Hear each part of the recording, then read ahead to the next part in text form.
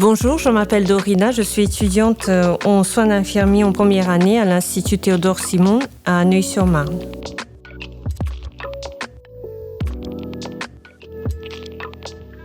L'étudiant expert, un podcast original de l'IFITS. Un podcast par les étudiants infirmiers, pour les étudiants infirmiers.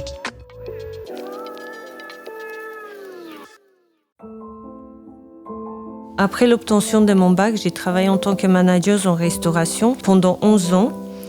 Et suite à un vécu personnel, je voulais me rapprocher du milieu de la santé, mais étant donné que je n'avais pas de formation particulière dans le domaine, après des recherches que j'ai effectuées, j'ai trouvé une formation en tant qu'agent de stérilisation et j'ai travaillé pendant 4 ans en tant qu'agent de stérilisation dans le bloc opératoire. En tant que technicienne en stérilisation, j'observais mes collègues infirmières et infirmiers en temps d'exercer et ça me donnait envie de travailler aussi, de faire ce métier. Et je m'approchais de plus en plus d'eux d'ailleurs aussi pour découvrir un peu plus le métier d'infirmière. J'ai pas osé commencer par faire la formation d'infirmière directement parce que c'était la durée des études qui me faisait peur au début et l'intensité et l'exigence de la formation. Parce que je discutais avec des collègues et personne m'a caché que c'est des études qui sont difficiles, qui demandent de l'exigence, qui demandent de la rigueur et ça m'a fait peur au début. Et donc, c'est pour cette raison-là que j'ai choisi de commencer par la formation d'aide-soignante. Mon objectif, c'était de faire la formation d'aide-soignante, de travailler quelques années pour gagner en expérience et par la suite faire la formation en soins infirmiers. Je me suis beaucoup renseignée avant de commencer la formation. Je ne voulais pas me lancer sans bien connaître la formation et le métier surtout. J'ai beaucoup recherché sur Internet et j'ai contacté un conseiller en orientation professionnelle qui m'a beaucoup renseigné sur le métier d'aide-soignante. J'étais déjà convaincue, mais ça m'a plutôt éclairci dans mes pensées, dans mes idées. Je ne voulais pas avoir une image trop belle du métier et être déçue après, ou vice-versa.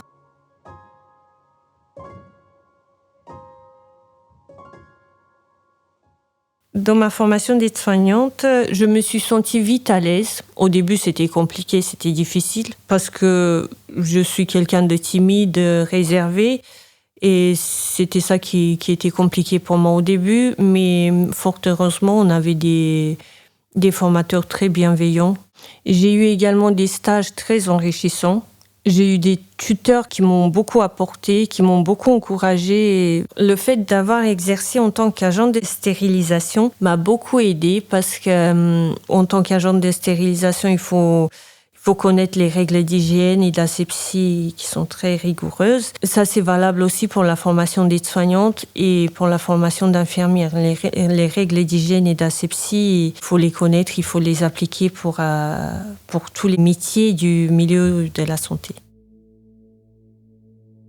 Alors, mes stages en tant qu'aide-soignante, j'ai fait un stage en chirurgie, en réanimation, SAMU accueille des polytraumas et en EHPAD.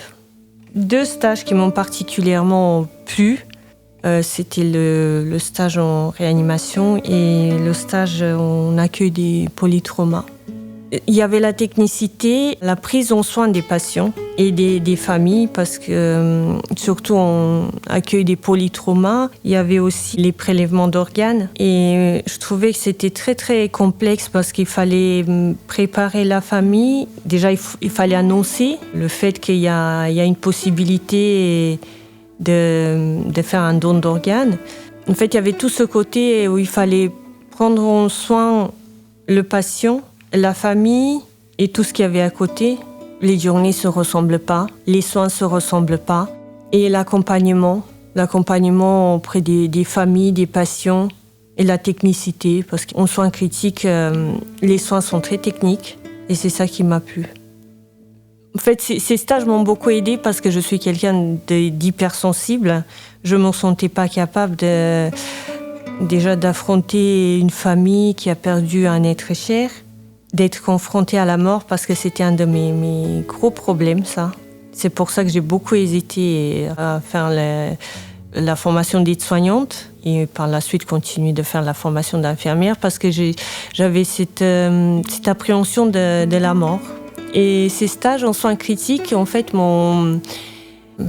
j'étais confrontée à la mort et j'étais très bien accompagnée. Et on m'a bien expliqué les choses et ça m'a beaucoup aidée à avoir une autre vision de la mort. Quand je faisais mes stages, je ne me sentais pas frustrée, mais je proposais beaucoup mon aide aux infirmières. Et vu que je proposais mon aide, elles m'ont appris encore davantage.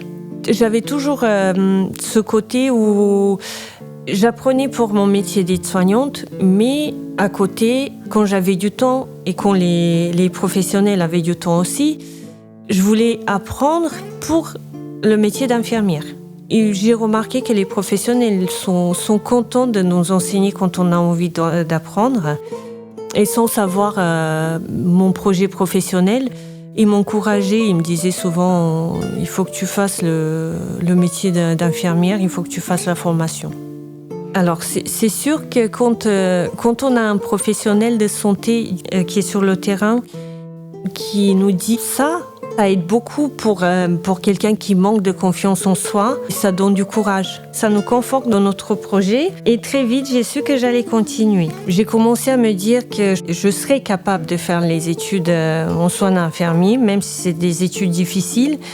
Parce que d'une part, je me suis rendu compte que j'aimais bien l'apprentissage, les cours, et que j'avais pas trop de difficultés pour apprendre et à m'organiser pour mes cours. Et puis les stages m'ont aidé à avoir une autre vision du métier d'infirmière parce qu'étant donné que je travaillais au bloc et que le métier d'infirmière au bloc c'est particulier et que c'est différent du métier d'infirmière dans un service. Et c'est ça aussi qui m'a donné envie de continuer de faire la formation en soins infirmiers.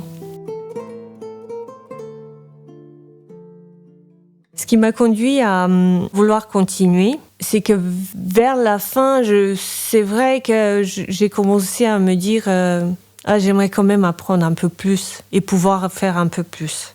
Je voulais garder ce rythme d'apprentissage et cette continuité parce que c'est vrai qu'en tant qu'aide-soignante, on est limité au niveau soins, même niveau communication auprès de la famille, auprès des patients. Je trouve que, en fait, il y a des choses que nous, en tant qu'aide-soignante, on n'a pas le droit de dire, ni à la famille ou aux patients. Et au niveau des soins aussi, tout ce qui est soins un peu techniques ou les soins invasifs, on ne peut pas les faire. Et moi, j'aime bien, c'est ce qui me plaît, en fait, c'est les soins techniques.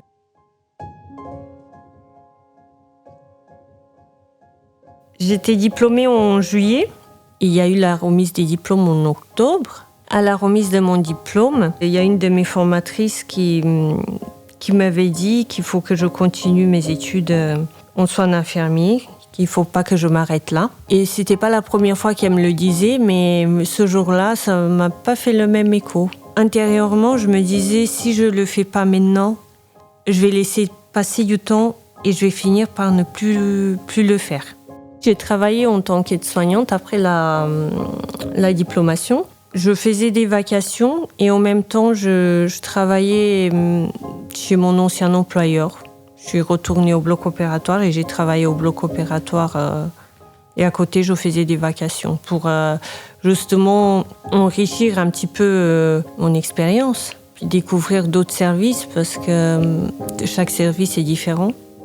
Alors, j'ai fait des vacations en urgence, en néphrologie, en SSPI, au bloc opératoire, en EHPAD. En tant qu'aide-soignante dans les services, ça se passait bien, Mais j'avais toujours ce côté où, quand je finissais les soins de nursing, j'allais toujours vers les infirmières pour voir si elles ont besoin d'aide, pour justement découvrir des choses et apprendre des choses sur le métier d'infirmière. Je décide de passer la sélection FPC peu de temps après la remise du diplôme, parce que j'en ai parlé avec des collègues du travail. Et eux, ils m'ont encouragée de passer la même année, parce que moi, j'avais pour projet, en discutant avec eux, je disais que je voulais préparer mon dossier et passer le concours l'année d'après. Mais eux, ils m'ont encouragée de le passer la même année, parce que, d'après eux, et ce qui est vrai, je venais d'être diplômée. Du coup, j'étais toujours dans ce processus d'apprentissage. Donc, j'ai commencé à me préparer pour passer le concours. J'ai fait une semaine de préparation intensif au concours, au sein de l'Institut Théodore Simon, toujours. Et j'ai eu la chance d'être accompagnée par la responsable de la formation d'aide-soignante, qui m'a aussi encouragée à continuer et à passer le concours, et qui m'a beaucoup accompagnée dans mon parcours de préparation. J'ai passé le concours que j'ai réussi, et j'ai intégré la formation en soins d'infirmière en septembre 2025. En attendant la rentrée, j'ai continué à travailler. Oui, j'ai arrêté de travailler fin juillet et j'ai commencé la formation au 1er septembre 2025.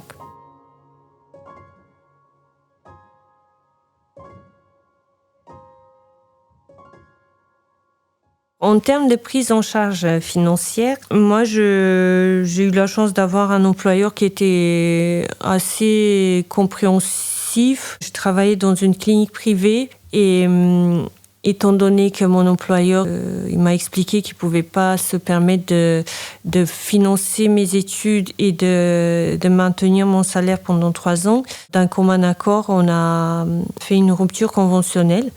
Ce qui m'a permis de faire une demande auprès de la région pour une prise en charge financière de ma formation.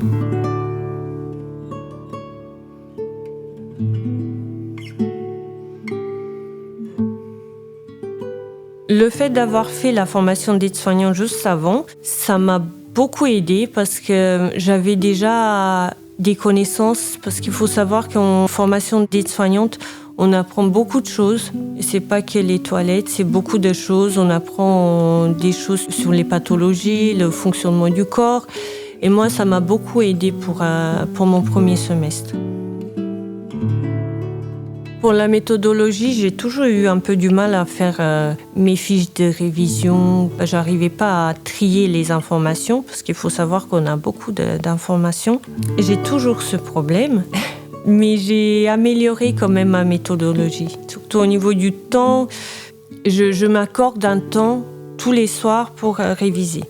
Quand j'étais élève aide-soignante, je ne le faisais pas tous les soirs. Là, c'est tous les soirs, je m'accorde 1 heure pour réviser. Les études en soins d'infirmiers sont plus dures que les études d'aide-soignante. C'est des études qui sont très exigeantes et qui demandent beaucoup d'investissement personnel et de sacrifices parfois, que ce soit au niveau du temps, que ce soit au niveau de la vie personnelle. Les études en soins d'infirmiers, il faut les intégrer vraiment dans son quotidien.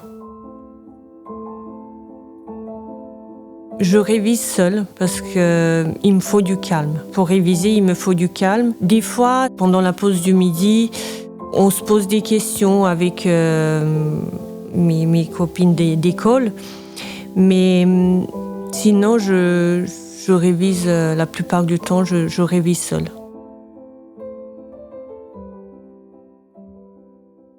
Les stages en soins d'infirmiers sont différents des stages en tant qu'aide-soignante, parce qu'il y a beaucoup plus d'exigences de la part des professionnels. On est souvent questionné par rapport aux pathologies, par rapport au traitement. On a plus de pression, on va dire.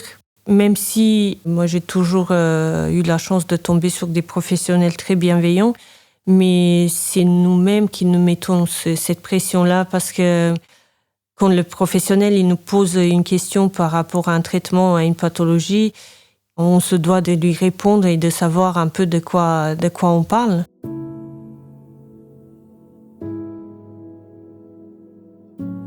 Et le fait d'avoir été élève aide-soignante et d'avoir fait des stages au milieu professionnel, ça m'a beaucoup aidée parce que, pareil, c'était comme pour l'apprentissage, j'avais gardé quand même cette position de stagiaire et j'ai pu me remettre dedans facilement. Donc ça m'a aidée et ça s'est plutôt bien passé.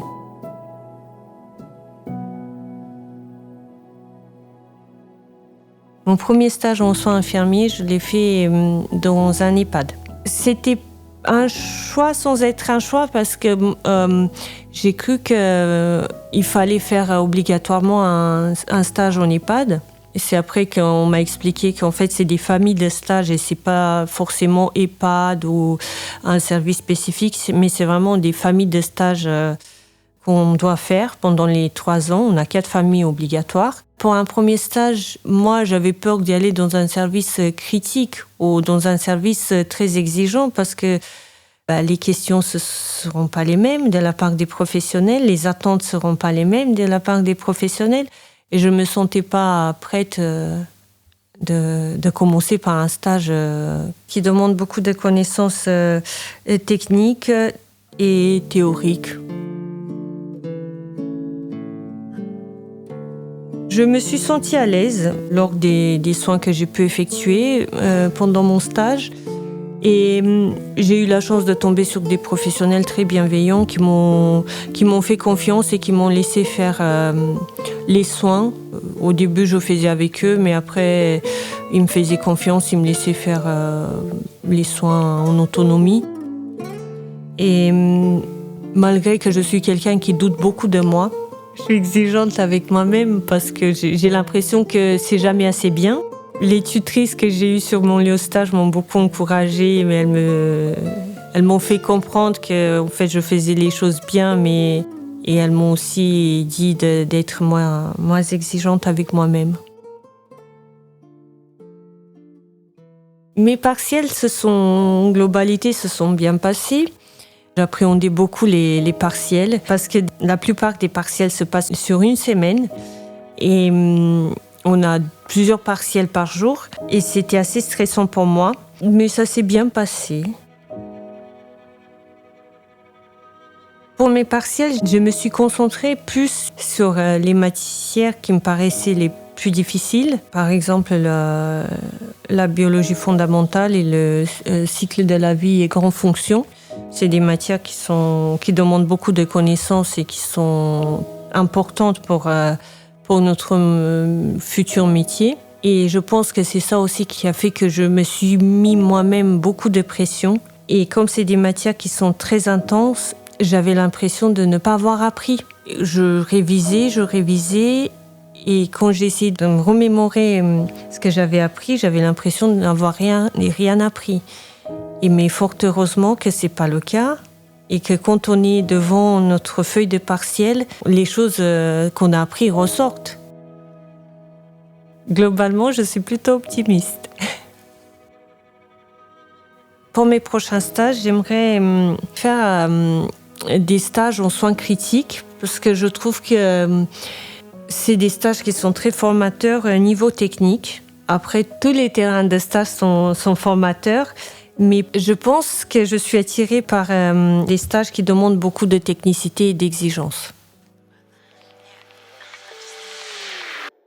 J'estime que j'ai bien fait de commencer par faire la formation d'aide-soignante parce que je pense que si j'avais commencé par faire directement la formation en soins infirmiers, je n'aurais pas été capable.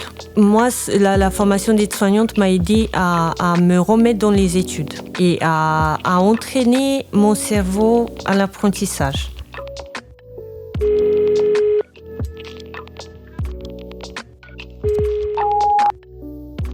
Coucou Arnaud, je viens d'avoir mes résultats des partiels et j'ai tout validé. Je suis très contente. À bientôt à l'IFSI.